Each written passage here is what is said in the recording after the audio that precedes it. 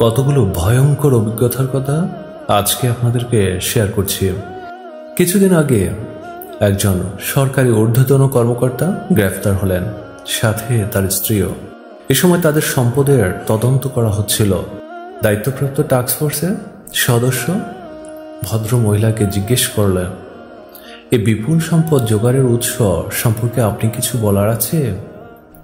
উত্তরে তিনি বললেন, আমার হাজব্যান্ডকে জিজ্ঞেস করুন, তাকে আপনারা জেলে দিন, ফাঁসি দিন, কিন্তু আমাকে নিয়ে টানাটানি কেন করছেন? তিনি বললেন, কিন্তু আপনি তো তার সম্পদের সুবিধাভোগী। কথা শেষ হওয়ার আগেই তিনি বললেন, আমি তাকে বলিনি চুরি করে আমাকে সম্পদ বানিয়ে দিতে, সে দিয়েছে, আমি এনজয় করেছি, আমার কি দোষ? তাকে শাস্তি দিন, আমাকে নয়। তার পাপের শাস্তি আমাকে কেন দেবেন? কি আশ্চর্য জগৎ, তাই না? অন্যদিকে আরেক ভদ্রলোকের অনেক বাড়িঘর। তাকে এক সাংবাদিক জিজ্ঞেস করল, ভাই এত বাড়ি কেন করলেন, কার জন্য? কয়টা বাড়ি এক জীবনে লাগে ভাই? উত্তরে তিনি জানালেন, স্যার, প্রথম বাড়িটি করার পর কেমন নেশার মতো হয়ে গেল। কেন এত বাড়ি করলাম নিজেও জানি না। আর কিছুদিন পর জামিনে থাকা অবস্থায় তার মৃত্যু হয়। কয়েকদিন পর জানলাম ভদ্রলোকের নাকি 2টা বিয়ে করেছিল। তার লাশ উঠানে ফেলে দুই পক্ষ তীব্র ঝগড়ায় মাতিছিল সম্পত্তি বিলি বন্টন নিয়ে। উভয় পক্ষের জিদ তাকে দাফন করার আগেই এই বন্টন নিশ্চিত করতে হবে। অনেকে বুঝালেন, যা হবে আইন অনুযায়ী হবে, কে শুনে কার কথা?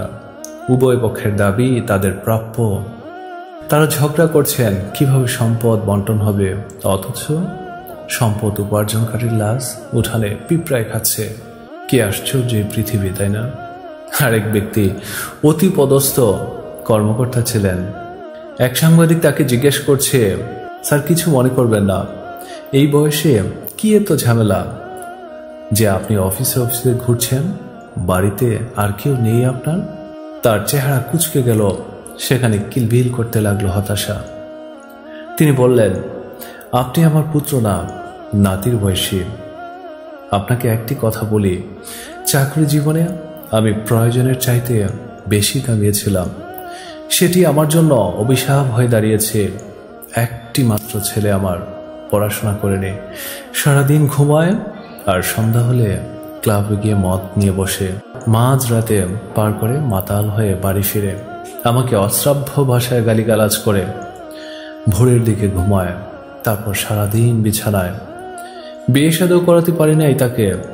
বলতে বলতে বুড়ো লোকটি কান্না করছিল আর বলছিল, ভাই আমার ছেলে মানুষ হয় নাই কেন জানেন? সাংবাদিক তার দিকে তাকিয়ে আছে। তিনি বলতে লাগলেন, কারণ সে জানে তার বাবার টাকা এক জন্ম খেয়েও সে শেষ করতে পারবে না।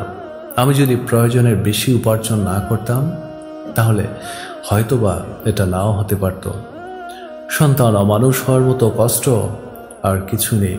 সত্যি আমি এই খবরটা দেখে আশ্চর্য হয়ে গিয়েছিলাম।